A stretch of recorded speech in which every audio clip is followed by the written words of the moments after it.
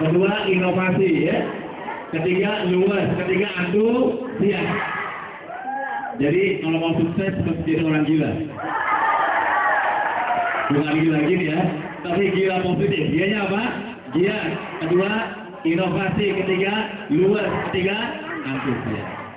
Luas itu adalah bahasa tubuh.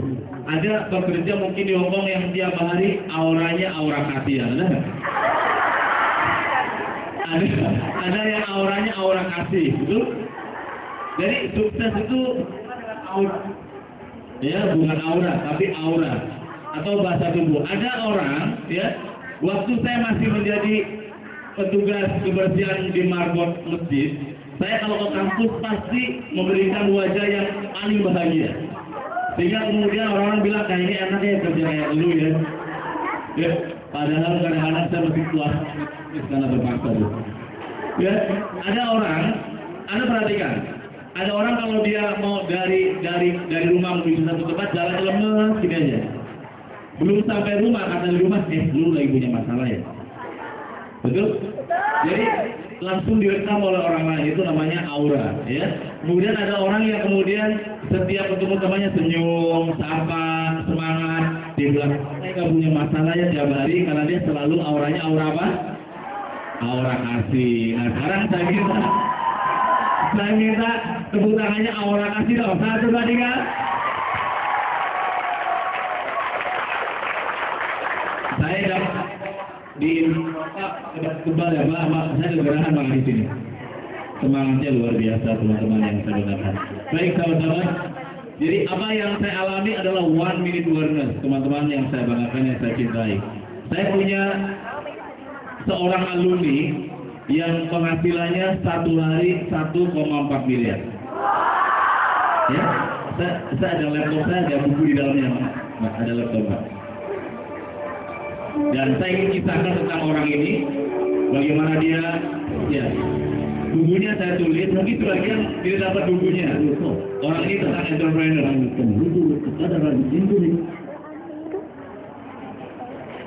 Nah, ini adalah buku tentang entrepreneur saya. Dan saya tulis, misalnya orang ini biasa dipanggil Nakoy adalah pendiri. Orang ini punya penghasilan satu hari. Oke. Orang ini punya penghasilan satu hari 1,4 miliar. Saya bilang kepada beliau, Pak, sehebat-hebatnya Anda, Pak, nggak bisa jadi presiden. Dia bilang, masa gitu Pak Nakoy, karena Anda nggak punya ijazah, Pak. Dia bilang, iya ya. Karena Anda tahu dia SD kelas 6 aja nggak lulus. Tapi hari ini tadi saya katakan bahwa orang sukses adalah orang biasa yang hatinya. Saya ingin kisahkan orang ini.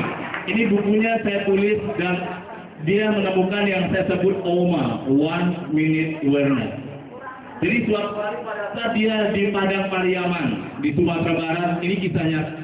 Anda mesti dengarkan karena yang saya lagi adalah sesuatu yang membuat Anda pulang dari sini memiliki satu momen, satu kesempatan yang harus berubah lebih baik lagi. Jadi pada saat dia kelas 5 SD, usia berapa? 11 tahun.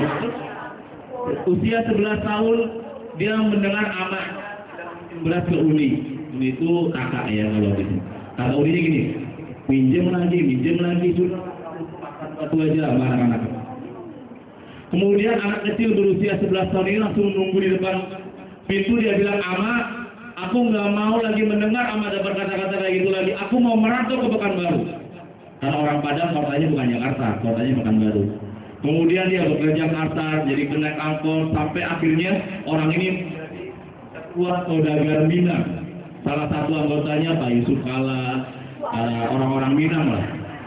Saya tahu kalau suatu saat Anda ke Batam, mungkin ada orang Batam, Anda cari koran namanya koran haluan, dia yang punya koran, padahal kelas 6 aja yang lulus. Kalau suatu saat Anda ke Padang, meskipun nggak nginep di hotelnya, karena satu-satunya hotel bintang 5 yang ada di Padang itu adalah hotel dia, namanya Hotel Basko, Basrizal Koto. Dan buku ini luar harganya sekitar 75.000, di hotel 150. Jadi di atas TV-nya ada, karena kisah sukses dia. Udah masuk ke hotel harga buku berubah ya. Jadi di media 75, di hotel 250. Kemudian ada tentang dia. Kemudian kalau suatu saat kita ke Riau, dia punya ternak sapi yang omset seharinya itu yang tadi saya bilang 1,4 miliar. 1,4 miliar, padahal dia kelas 6 SD dulu kan tadi? Nggak lulus. Apa yang buat dia bisa begitu luar biasa? Suatu hari pada saat dia sudah sukses menjadi seorang entrepreneur yang hebat, di atas podium sedang ngasih sambutan seperti ini ada Pak Azwar Anas, Menteri Dalam Negeri, Gubernur Riau, Gubernur Padang. Kemudian lagi ngasih sambutan, sekretarisnya kasih tulisan ke dia. Dia baca gini, langsung dia turun tanpa bawa salam. Kata hadirin, dia sekarang pas sudah kaya, salam aja nggak pakai tuh. Sombong banget, sekarang ngomong aja nggak pakai apa? Wassalam. Ternyata dia lupa karena dia baca tulisan ada kata-kata di sana, Abbas, ama tuh, ama tuh ya. Kalau bahasa kampung saya emak ya. Ama nunggu di lantai bawah di lobi. Ama mau ketemu Abbas. Karena dia takut amanya jatuh, dia lupa menutup salam, dia turun ke bawah ke lobi hotel. Hadirin sudah negatif semua di situ. Basmo sombong sekarang. Ya pas sudah kaya ngomong aja nggak pakai salam. Dia rangkul amanya. Hadirin pada ngomong semua. Dia ngajak amanya tuh. Kemudian disiapkan kursi di samping podium. Kayak gini. Presiden boleh berganti, menteri boleh berganti, boleh berganti, tapi amal saya tidak bisa digantikan oleh siapa. Dialah yang membuat saya bisa berdiri, membangun hotel, membangun semua ada di sini karena amal saya.